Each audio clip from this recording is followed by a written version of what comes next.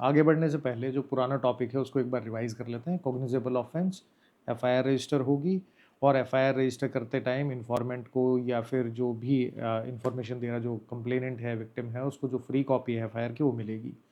अगर किसी रीज़न से पुलिस ऑफिसर एफआईआर नहीं करते हैं तो आप उसकी कॉपी, कंप्लेंट की कॉपी जो है वो आप डायरेक्टली सीनियर पुलिस ऑफिसर को भेज सकते हो। अगर आप ऑनलाइन एफआईआर करवाते हो, ऑनलाइन इन्फॉर्मेशन देते हो, कॉग्निजेबल ऑफेंस की है, तो 3 दिन के अंदर पुलिस ऑफिसर के पास आपको लिखित में साइन करके अपनी स्टेटमेंट देनी पड़ेगी ताकि एफआईआर रजिस्टर हो सके। अब इशू क्या आता है कि एफआईआर, ये तो हो गई बेसिक चीज़ें। आज हम जो डिस्कस करेंगे वो 2 चीज़ें डिस्कस करेंगे। एक कि ज़ीरो एफआईआर क्या होती है और दूसरा कि एफआईआर की एविडेंशियरी वैल्यू क्या होती है, यानी कि कोर्ट एफआईआर को किस तरीके से देखता है, किस नज़रिए से देखता है, एफआईआर को कोर्ट में किस तरीके से यूज़ किया जाता है।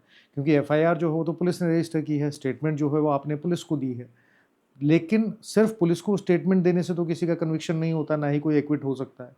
उस चीज़ को कोर्ट में प्रूव करना पड़ता है। तो बात करते हैं सबसे पहले ज़ीरो एफआईआर की।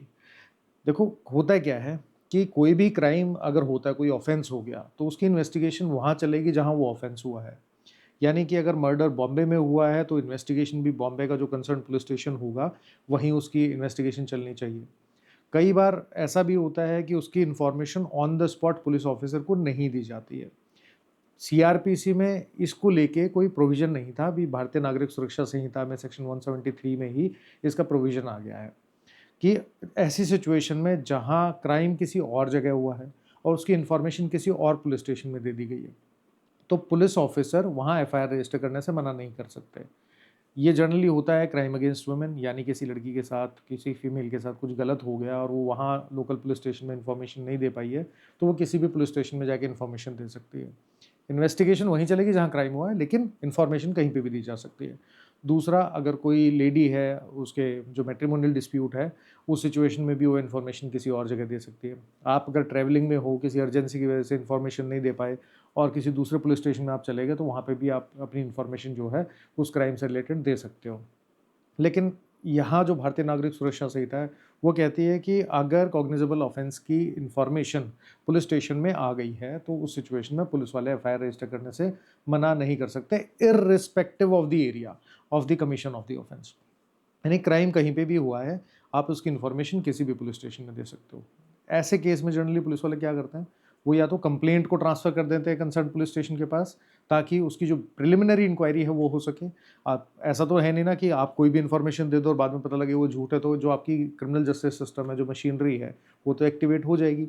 तो उससे बचने के लिए कई बार कंप्लेंट को ट्रांसफ़र कर दिया जाता है ताकि प्रिलिमिनरी इंक्वायरी होने के बाद ये डिसाइड हो सके कि सच में क्राइम हुआ तो उसके ऊपर एफआईआर बनती है या नहीं बनती है।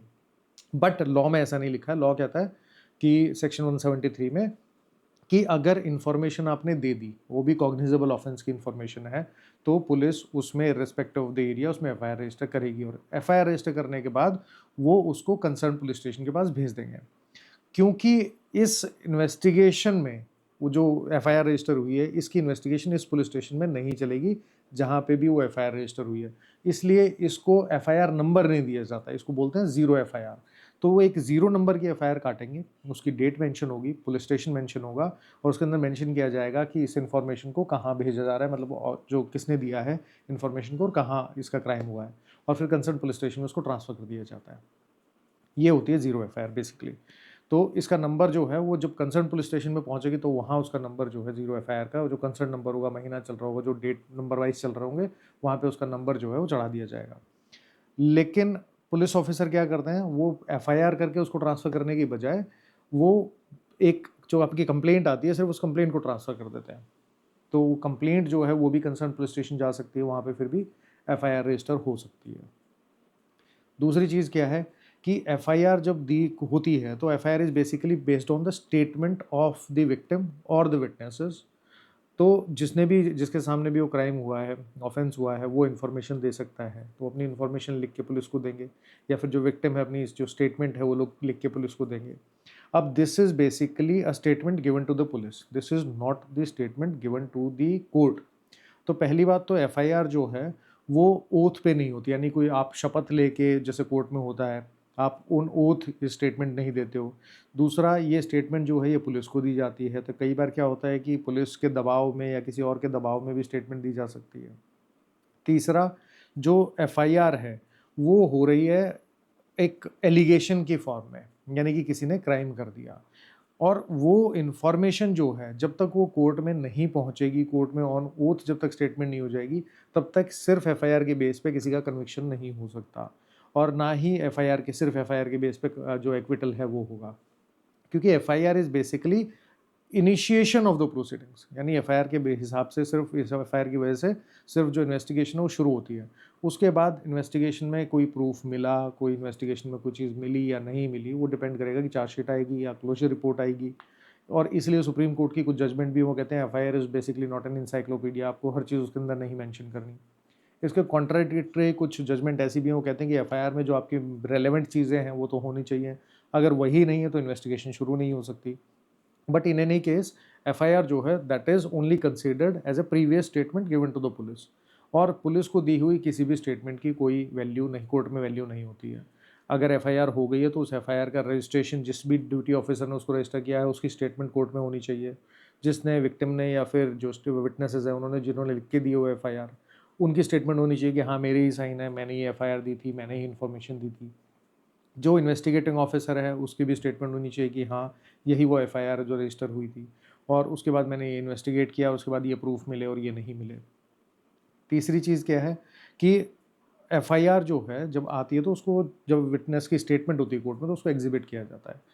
इसका मतलब कि सिर्फ एफआईआर जो है that is considered as a statement, उसको डिफेंस काउंसिल कैसे यूज़ कर सकते हैं या फिर को जो प्रोसिक्यूशन वो कैसे यूज़ कर सकते हैं। पहली चीज़ तो वो इस चीज़ को एक्सप्लेन कर सकते हैं इस चीज़ के लिए कि अगर उसमें जो अक्यूज्ड है उसकी आइडेंटिटी जो है वो एफआईआर में मेंशन है या नहीं है, तो फ्रॉम द वेरी बिगिनिंग जो स्टेटमेंट दी गई है क्या वो ट्रस्टवर्दी हो सकती है या नहीं हो सकती है, या फिर that can be part of res gestae, यानी जैसी एफआईआर वो जो आपका क्राइम हुआ है और उसी टाइम पे आपने in this spontaneous series of events आपने जाके पुलिस को जो कंप्लेंट है या स्टेटमेंट है वो दी है, और उसके बेस पे आपका जो सर्कमस्टेंसेस है उसको एक्सप्लेन किया जा सकता है।